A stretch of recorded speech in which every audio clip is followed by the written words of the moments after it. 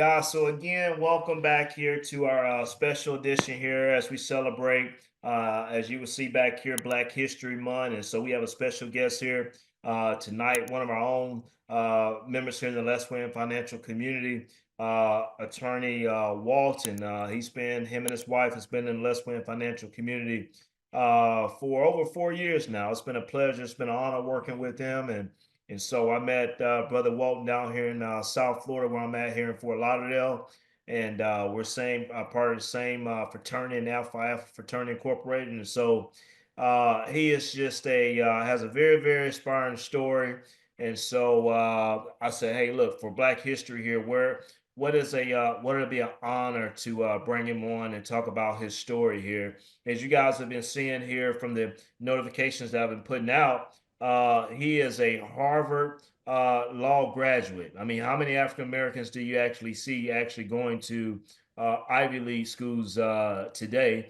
And then yet alone getting a law degree in itself here. So as I kind of talked about in the newsletter a little bit earlier today, and also too on our social media platform pages, there was another also famous African American Harvard law graduate, and that was President Barack Obama in itself. So we're just fortunate, man, to have you, Brother Walton, to come to the community tonight and speak with us here. So want to go ahead here, man, and welcome you on here to the Let's Win Financial Community. How you doing tonight, Brother Walton? I'm doing well. How are you? I am doing well, doing well. So, so man, tell us a little bit more about yourself. I see Crystal is on here tonight, but I know you the main show. But I would say, Crystal, if you want to jump in tonight at any point with hubby, I know you guys are teammates. I like to call you guys Black Excellent. By any means, feel free to step in as well. But so brother Walt, so tell us a little bit more about yourself. Sure. So, good evening, everyone. Born and raised in South Florida. So I currently live in Miramar, Florida, but born and raised in Dania Beach, Florida, which is just kind of 30 minutes east of where I live. Went to Nova Public Schools. After graduating high school 2001, I went off to Morehouse College. Um, I graduated my degree in political science, then went on to Harvard Law School, came back to Florida, started practicing law. I've been practicing law for about a little over 16 years now. And then my first year of practicing law, I met my beautiful wife, Crystal. And that's an interesting story, but we've been married for a little over 13 years now. Awesome, awesome, awesome. Well, that's good in itself here, man. I know we got some questions lined up here for you, and I just can kind of maybe go out of order a little bit. But Sure. you said as far as you and Crystal here, right, as your Yeah, wife. yeah. Tell us a little bit how you guys met in that interesting story you mentioned there. So this was my first year practicing law, right? Hmm. And Crystal had just finished college. And so I remember I was with my mom one day, and so Crystal's what her good friend of her mother's actually was my mom's confidential secretary at her school. My mom was a principal. Hmm. And so my mom was telling me about this young woman who was interested in going to law school. And she was wondering if I would be able to give her some advice. And so Crystal ended up calling me. And if you really know me, you know that sometimes I forget to return calls. So the second time she called me, um, it was I won't say it was a little bit of attitude in the voice, but it was a little bit of like attitude a little bit. And I said, okay, this is gonna be Yeah, fun. yeah. And so we ended up meeting. We went to lunch at Cheesecake Factory. Mm. Um, and I'll just say this, we didn't really talk about law school. Uh, and we ended up going on a date probably maybe I think that same weekend, and we've been inseparable ever since. Wow, wow. And you Yeah, see you guys been married 13 years, man. yeah. That's awesome in itself here, man. So And if you're wondering, she didn't go to law school. She actually got her master's in mental health counseling. So ah, a totally nice. different type of counselor. There you go. There you Yeah. go. So tell us here, and I call you Brother Walton, but I'm gonna call you Attorney Walton tonight. Tell us what gave you the desire to become an attorney? Was it like at a young age, or when did it just be saying, okay, this is my career path. Here's what I want to do. You know, so to be honest, I was always going between law and medicine. And I know that like they're so different, but I think everyone surrounding me was like, "Hey, you should be a doctor." You know, and sometimes we tend to do that when you see a kid that's smart, is like we tend to say, "Oh, you should be a doctor," right? Hmm. But my dad was a lawyer. My sister, Toy, who's on the phone, she has a law degree.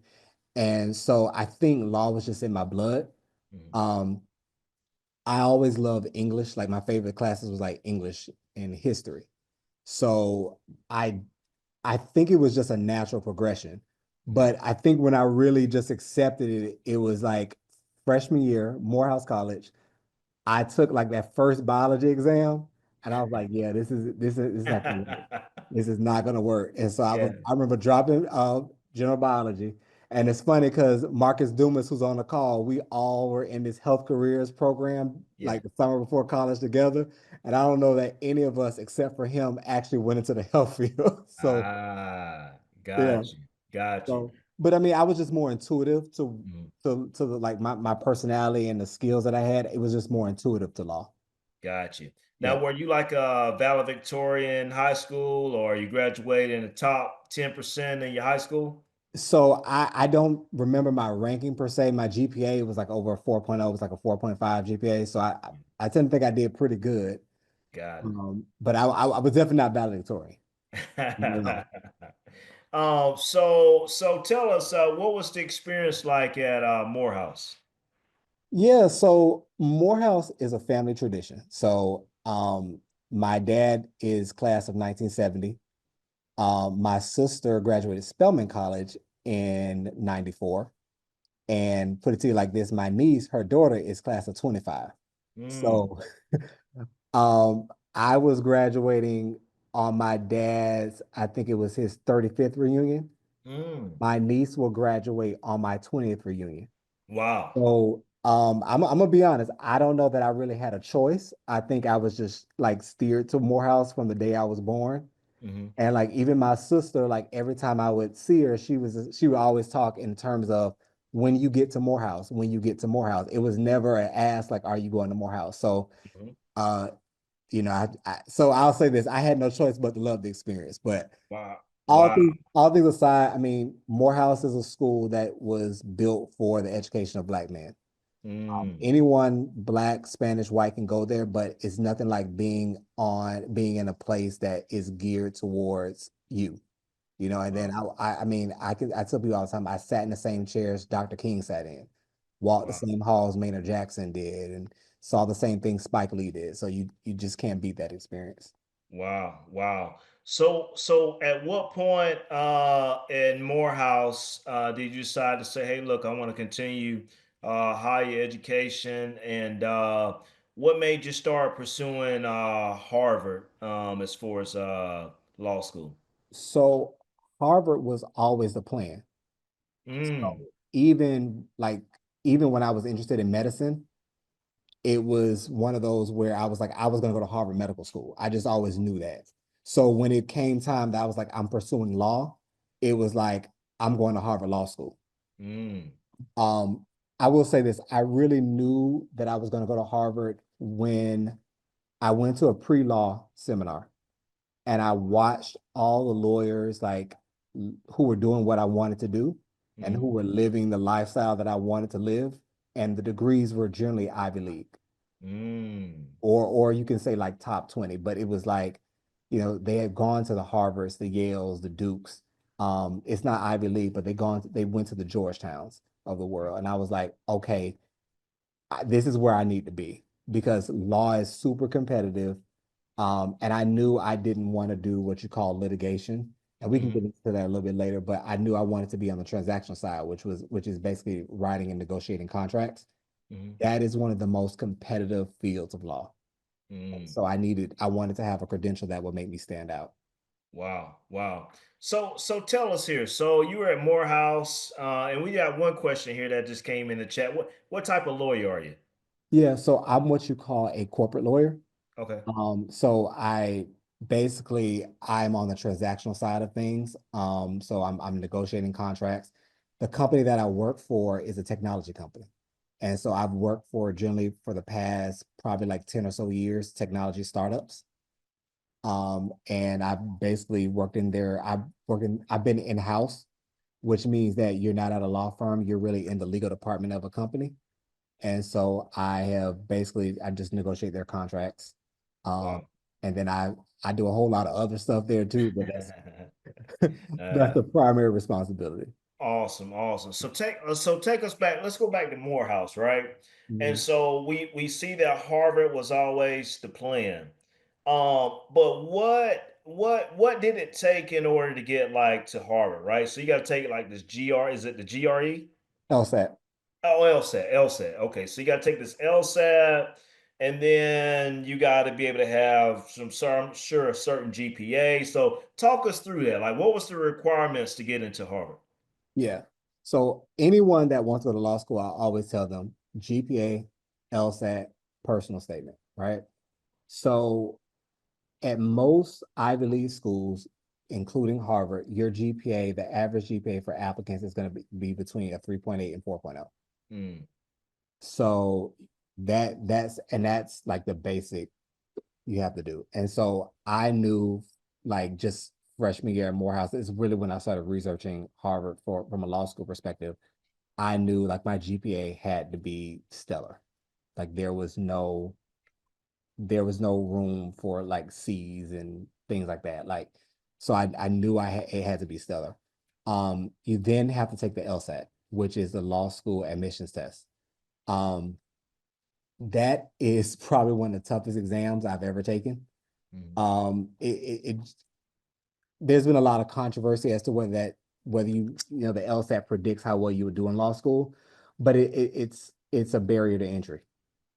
mm, And generally, folks that are getting into Harvard or getting into these schools, they are scoring in the above the 90th percentile. mm. Got it. Yeah. So did you apply to any other schools for law school? Yeah, I applied to I think I applied to all of the top 10. I applied so including like Duke, Georgetown, Yale, Stanford, University of Chicago, um, I'm trying to think, University of Pennsylvania. So I applied to most of the Ivies, I would say, with the exception of like Cornell. I applied to Columbia. Mm, And I got into most of the schools that I applied to. I was actually all Georgetown offered me like a full ride, like with housing stipend and everything, that I had to turn down, yeah. because it came so early, and I was still waiting on Harvard. Like that Wow. was the dream. So walk us through that day, man. As far as I know you probably put in the application and you waiting on the acceptance to get Yeah, into Harvard. Walk us through that day, man. What it was it like, kind of like anticipating, waiting for that acceptance, and then when you found out that you got accepted into Harvard, what was that feeling like? The emotions that day. What yeah. was that like? The application, the day I set off my application, I think that was probably the most nerve-wracking day. Hmm. And he probably doesn't remember this, but Marcus Dumas drove me to the post office to drop off to mail my application.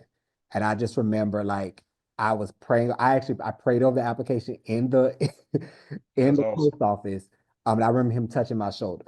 And that's one thing I will always say about Morehouse. That's probably one of the best parts of the experience is my best friends are from Morehouse. Like Awesome. and they supported me like through the entire application process. Even sometimes when I didn't want to apply to like Harvard, I got nervous about whether I could actually get in. They were the ones saying, don't apply to like all these other schools. This is a school you've been talking about. This is what you go for."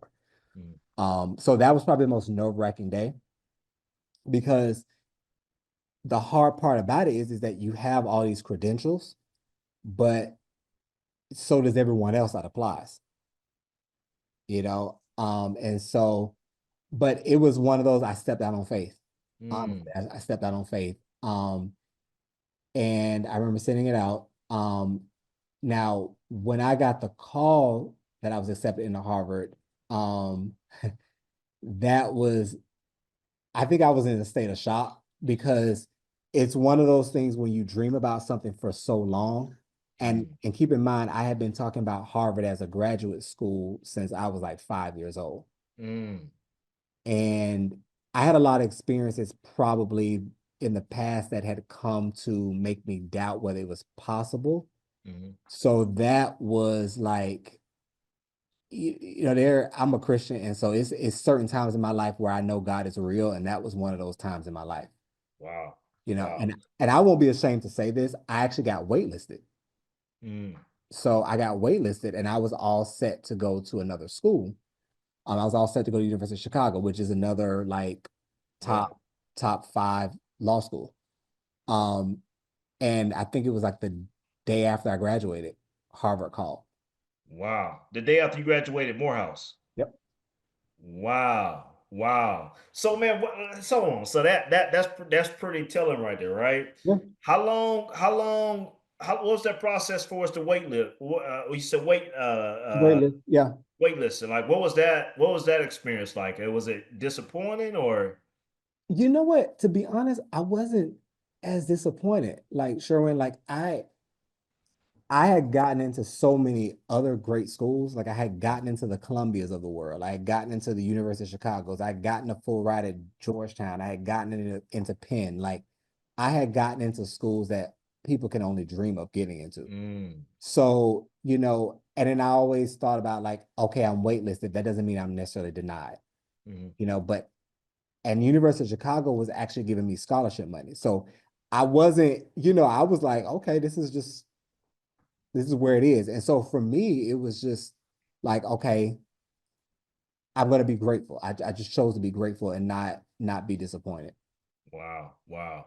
Man, that's your story is even more telling because those some challenges, some adversities maybe you faced because you always had this dream to get to Harvard. Yeah. But then it was a journey, it was a process. So what was the first day on Harvard like? I mean, like I can only So imagine, man. Like, were you like living on campus or you living off campus or what was that experience like? my first year I lived on campus. Okay. So one thing about Harvard, it is every bit historical as you think it is. Hmm. Like my dorm, the front of it, if when you look at it, it is like you could tell it was built for horse and buggy. Like it was Wow. built in like the 1800s, right?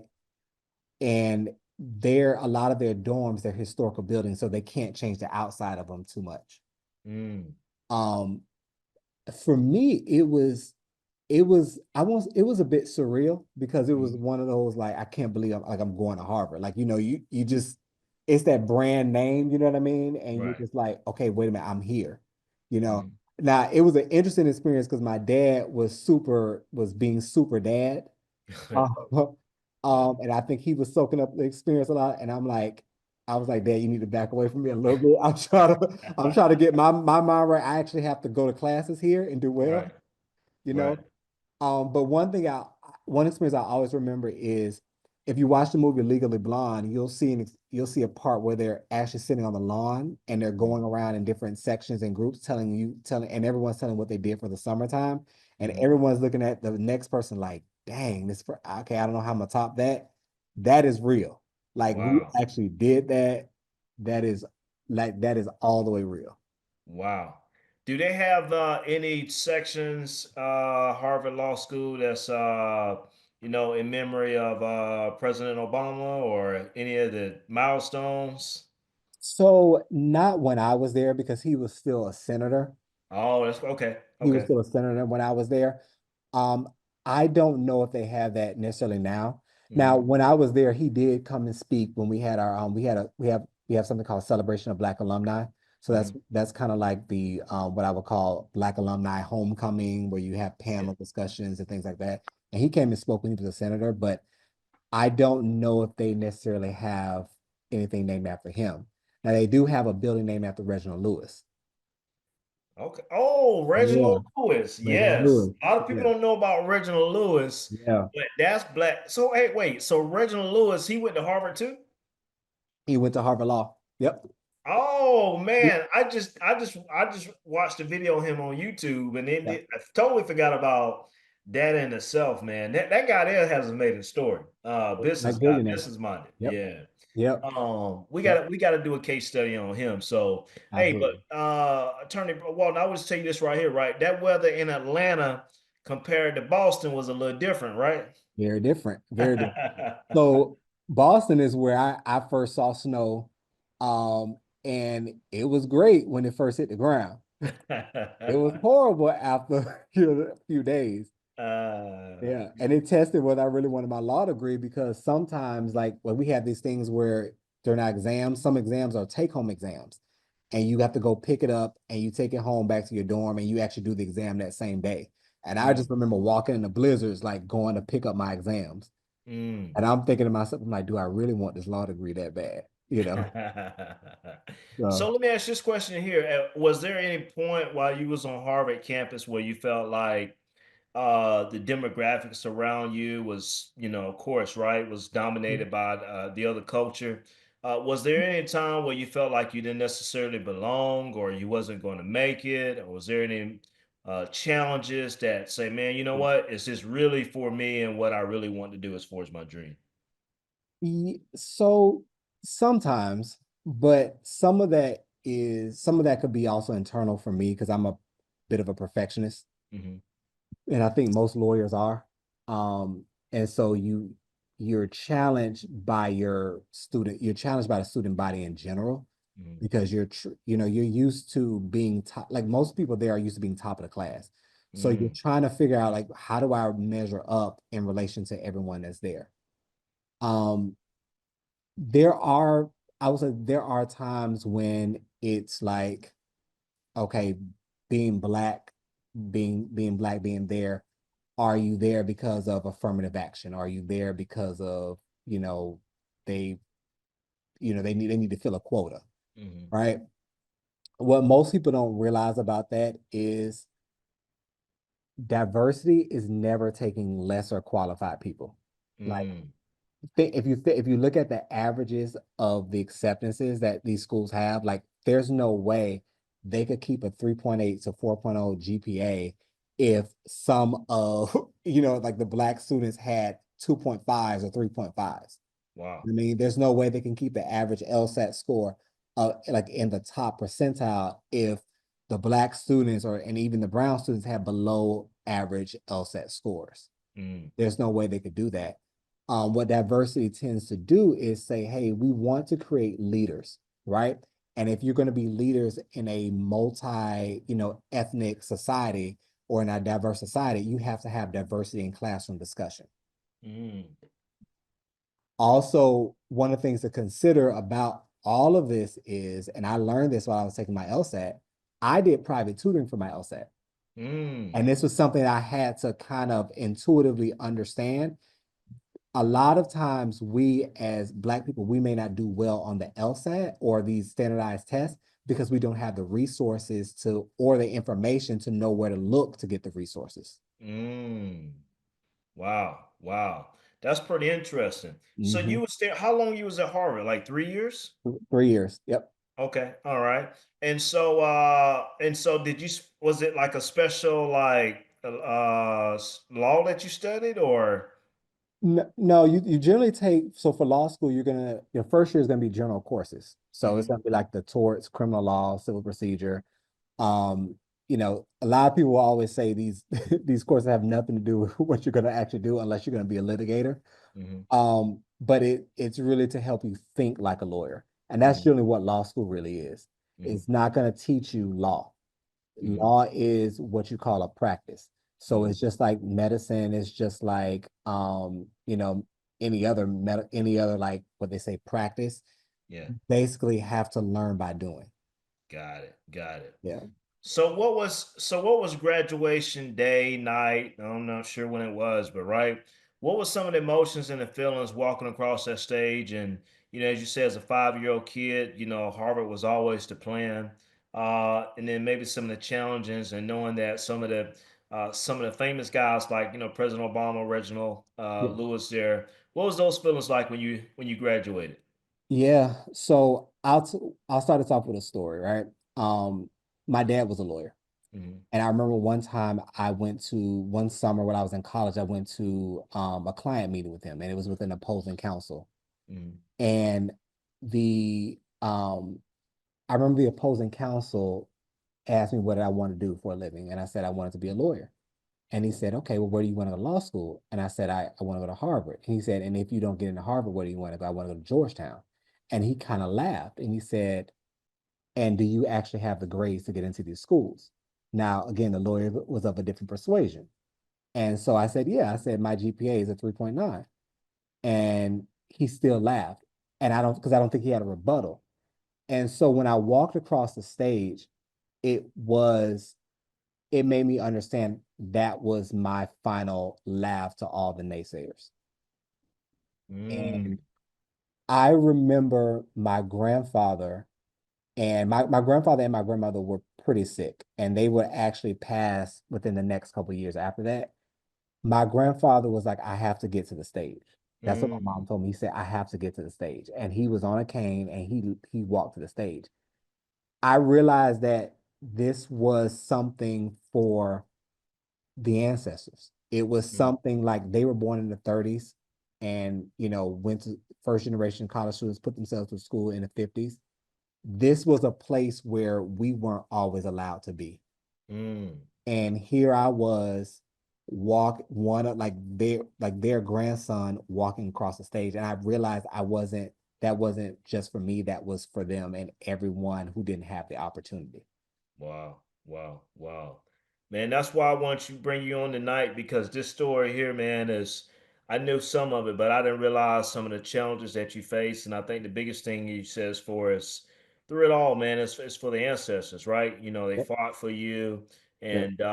And so, man, I also see Crystal here on the video as well. And as you know, the group here, Crystal is Tony's Walton wife. And so Krista, I like to ask you a few questions as well too, if you don't mind. You can come off that mute, because I was telling the LesWin financial community here, right? I see you and Attorney Walton as Black excellence, man, as far as great examples, great leaders, Christian family, and so Krista, what is it like being married to an attorney? Oh man. First of all, good evening. Sorry, I'm a bit hoarse. Um, Uh, what's it been like? I have to backtrack a little bit to a little bit of my husband's story. Not the part where we met. I'll go to that too. But I'll start off saying this. Not only did he do it for his ancestors, but he's doing it for the next generation. Amen. One of the things he left off about what he's currently doing is he interviews potential applicants for Harvard today. Wow. So he talks about barriers of entry.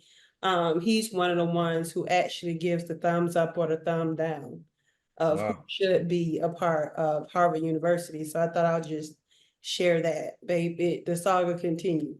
Like Wow. you're not done. So that's one. Two, how we met. I did not go to law school as he mentioned, but I am currently a mental health therapist. And one of the things we say as a married couple that we build companies, but we build people, right? Mm. And so you can see that in our profession, but it's also our passion. We love people. Mm. Our motto is you're only as valuable as your service to God and to others. Mm. So that's just a quick glimpse into who the Waltons are, who the Waltons will be, and the Mm. legacy that we will live. Um, Mm. thank you for having me on.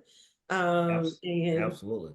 any Now, questions you Krista, have? I always believe this right here, right? Behind every good man, there's a good woman, right? Mhm. And so, you always keep us, the ladies always keep us upright, and so, and discipline, and forward, charging forward. So, I always appreciate you and what you're doing as far as at the helm of it, right? Keeping Christ above it all. Yeah. Because if you look at you and Brother Walton's story, right, your narrative is a little bit different, right? You know, as far as the legacy that you guys will leave. And Mm, so just continue to let you guys your walk be a witness to others.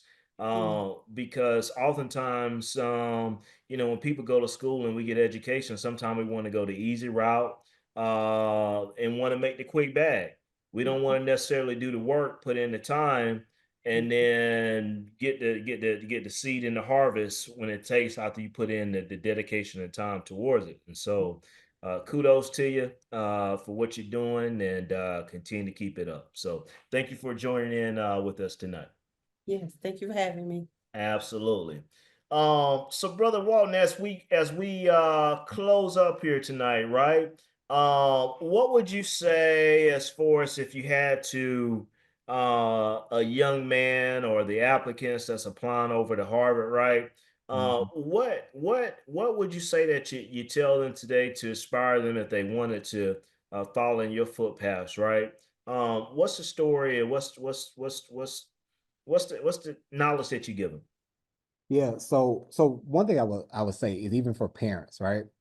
If you want to put if you want to see your children go to schools like Harvard, especially even Harvard, you want to put it in their perspective early on, right? Because you don't want it to get foreign to them.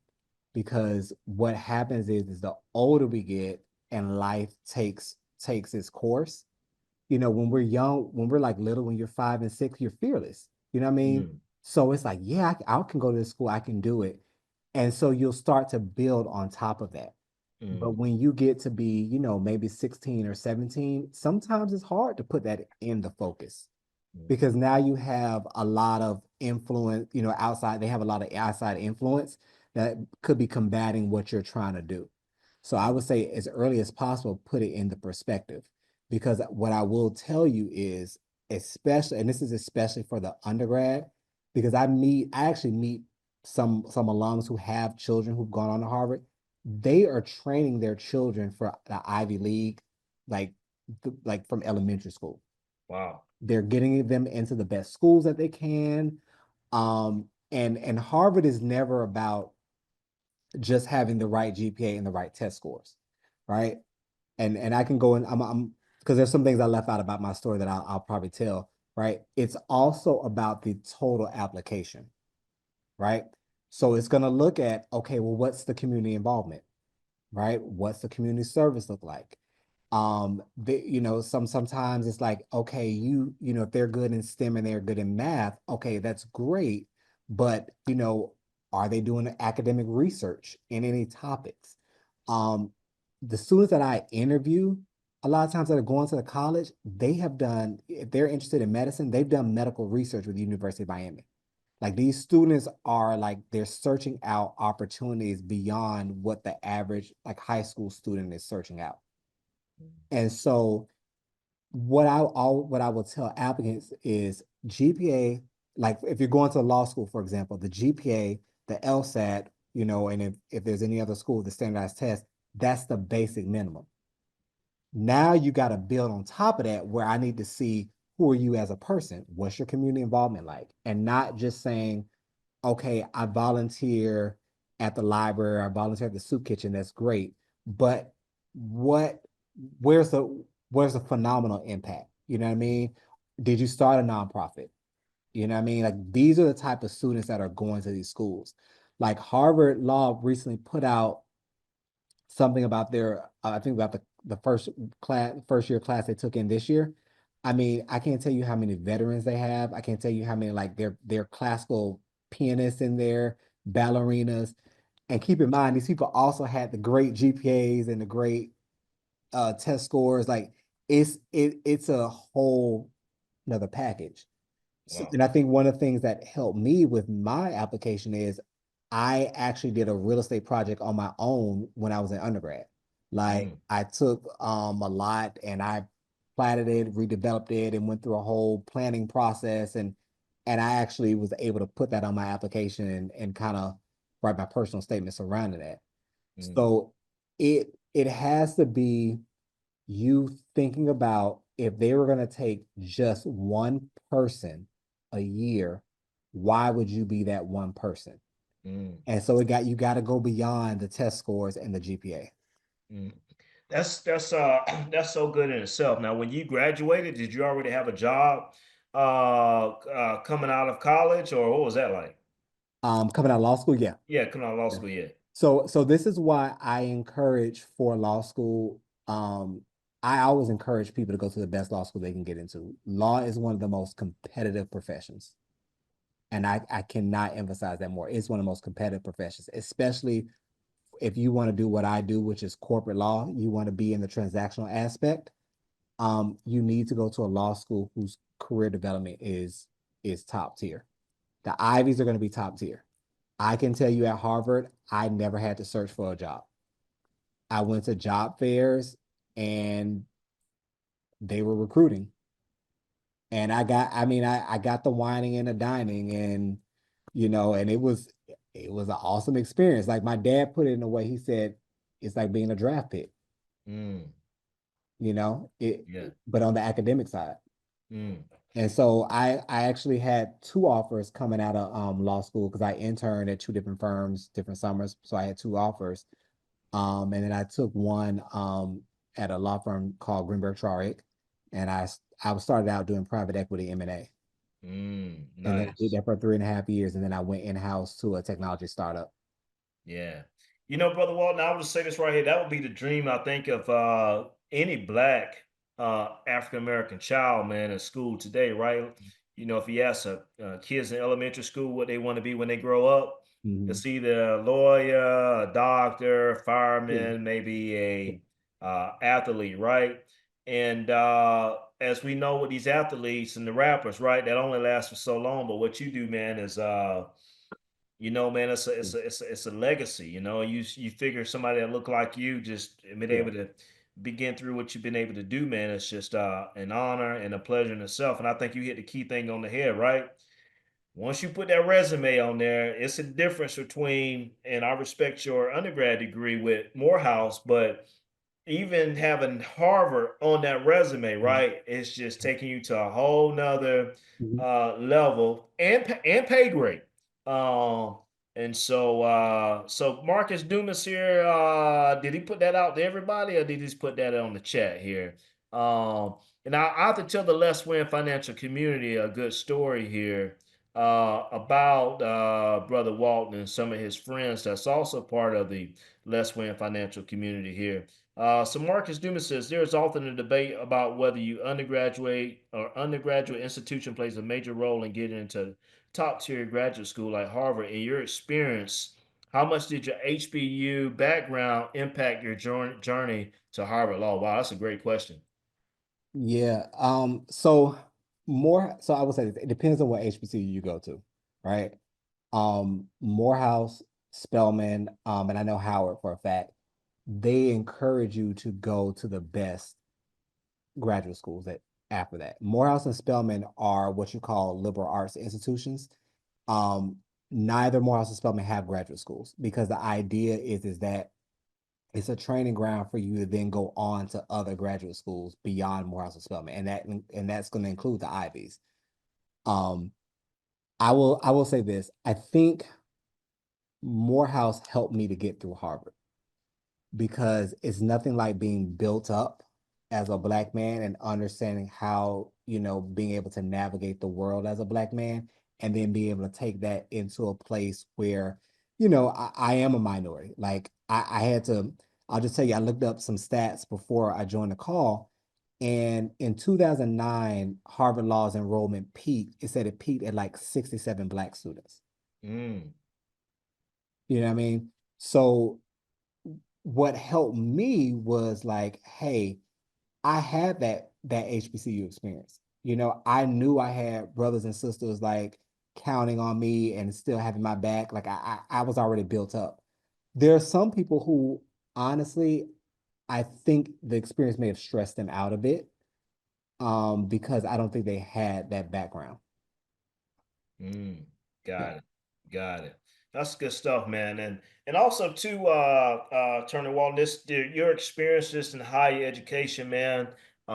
See you and Crystal, you guys love traveling and you guys travel. You got tell the community, man. Where you was telling me this the other day, man. Where you guys travel to every year? We go to London every year for Thanksgiving. Every year, Yep. man. That's and Yep. that is that on just personal experience? Or is that through like your job? Well, it started through my job. So, so one of the companies I used to work for was called VirtuStream. And VirtuStream ended up getting bought out by EMC, which then merged with Dell. But I was doing I was over the EMEA region. So that's Europe, Middle East, and Africa. And so I would the first trip I think I took with them was to do a training in Barcelona. And then I remember someone from the sales team wanted me to come over and negotiate a deal, and that was actually in London. And where I think our London phenomenon really started was my general counsel at the time said, "Hey, I want you to go over there and go over there for the end of a quarter." And so end of a quarter is like for if you're in a sales type company, is where basically you're trying to meet sales revenue for for that quarter. And so she said, "You're gonna spend 3 weeks over there." And so my wife was like, "Okay, so you mean we going to London?" And so and it was easy for her to go because they were paying for my flight and they were paying for my hotel and they were paying for my food. So all we had to pay was a flight for her and just for her food. So when we were over there, I mean, I was working and she was Oh yeah. she was having a good time. And Yeah. I think we did a tea at the Ritz. And I remember someone told us they were like, "You guys got to come back for during the holiday season." And we went back, I think that year during the holiday season, and we've been back ever since. Wow. So how many straight years y'all been over there now? So take it, I mean, it's been since like what, 2017, 2018. Wow. Yeah. Wow. I mean, Wow. but you got to subtract COVID, but Yeah, yeah. yeah, yeah, yeah. Man, that's a great legacy because you got to think about it, right? Like your determination, your will, the wit that you had, right? It's probably taking you. My dad say this quite a bit. It's taking you places that you probably would have never imagined, right? Just because of the determination and discipline that you had. So, man, your story in itself, I just had to bring you over to the LesWin financial community, and let the community know, man. I mean, just we got some powerful people here in this community in their careers and what they do. Final question here from me, and then if anybody have any follow-up questions here, but what keep you going now in your current profession? Yeah, so and my wife is gonna kill me if I don't mention what I actually do. So I am the vice president, deputy general counsel where I work. So not only am I like doing customer contracts, but I actually do our HR as well. So I do some employment law as well. So but that goes into what keeps me going. It's actually understanding 5% of lawyers in America are Black. Wow. It's going to be even fewer percentage doing what I do. Like historically, I have always been like the only Black lawyer where I work. Mm, And when you think about these corporations, this diversity is a big thing that's on the table right now, right? So when you think about the C-suite, which is where I want to get to, we're very underrepresented. mm, And so that's actually where I'm trying to get to. I want to be a general counsel. And then eventually I do hope to be able to sit on boards and have companies and things like that. So that's actually what keeps me going is understanding that I am enhancing those statistics. mm, And so I want to increase the percentage of, Black lawyers. I also want to increase the percentage of just Black executives to the extent that I can. mm, I'll tell you another thing, Sherman. We always talk about investing, but very few people understand also. My wife talks about building companies and building people. Historically, I've always worked at startups, right?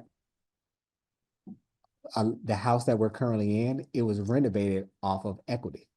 Mm. It was I've always had equity in the companies that I work for. So when you think about like the opportunities that you get, and being able to get on the ground floor of certain things, the credentials do help. Mm, absolutely. And Brother Walt, I want to make sure that the community understands this. It's also recorded, so we'll definitely be having a playback, right? But I don't want that word equity to go over people's heads, right? Yeah. There's ownership, right? There's ownership in a company in itself. So as that company continues to grow, Yep. your equity ownership that you have in that company, right? Not only are you getting paid, but your equity continues to increase as well, man. That's an amazing story because at the end of the day, Turner Walton, we go to work. We work a 9 to 5, right? Mhm. And probably 95% of the people that go to a job, they don't have equity in their jobs, right? That's why you need to continue to keep leading from the front.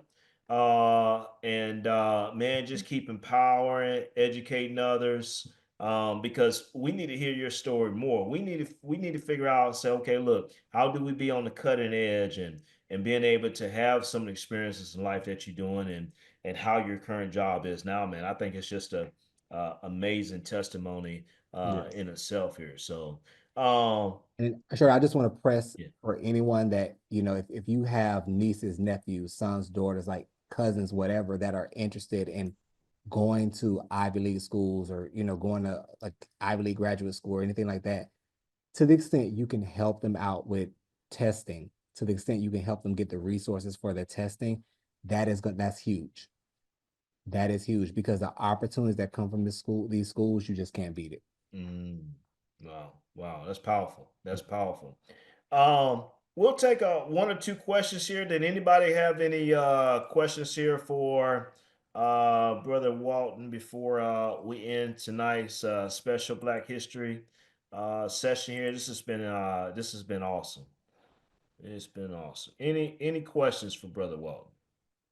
That's a good question, Sherwin. But I will say that Attorney Walton is definitely grooming and encouraging the next generation, because the niece that he mentioned is a graduating senior at Spelman, but she is also currently taking a class Mhm. offered by Harvard Law School. It's a Mm, copyright law class. She is preparing for law school after graduation. We don't know that she'll end up at Harvard, but she will end up in law school, and she's actually looking at the University of Miami. So she may be a little closer to her uncle, but just know that certainly what he's done is preparing the way for the mm, next. And so I'm absolutely. proud. I'll just say I'm a proud sister. Absolutely. Well, your daughter, she don't have no choice. I mean, mom attorney, uncle attorney, or grandpa was an attorney. Yep. So Yep. uh, it's like here's the deal, man. Here, Brother Walton, here's your problem. Let me tell you what your problem is. Uh-huh. There's always pros and cons to every situation, no matter what you done done, right? Man, you set the bar so high and you look at these kids and you be like, man, how can you go to like what's higher than Harvard Law School? Like, okay, you can go to Harvard and get a business degree, right? Yeah. Or but you went to Harvard and got a law degree. So like, I'm like, if I was in that seat, right? My kids say, well, Daddy, how can I exceed you? I don't think you get no higher than that, to be honest with you. So you Yeah. kind of set that bar so high to where like, which is a good thing, but nah, it's good. It's good. He'll have to go to Harvard and be on the law review. I wasn't on the law review, so he had to go be on the law review. Ah, okay, Yeah. okay, okay. Yep. Got you, got you. Well, good stuff, man. Good stuff. Krista, would you like to say any final words before we depart? I'm just gonna tell my husband, good job. Mm, okay. I didn't answer the question that was asked earlier. How is it being married to an attorney?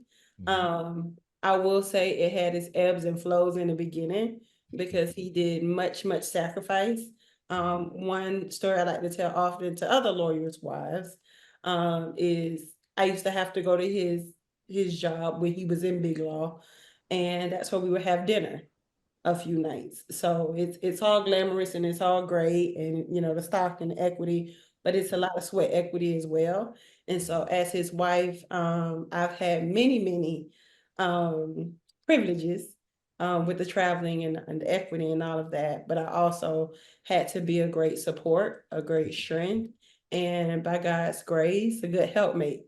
And so it has been one of the biggest joys of my life to not only witness his life, but to be his wife in his life. So I'll just share that. Go, baby. I'm so proud of you, as you know. I love you. Awesome, awesome. Brother Walton, any final words from you? Yeah, I would just want to say, just want to thank everyone for tuning in and listening to my story. But I just want to say, I mean, I always attribute the story to the grace of God. Um, but I will say is this, like anything that you want to achieve, you can achieve it. It takes the faith, it takes the hard work. I also want to say if anyone has children, has students that are interested in the Ivy League, I am here to answer questions.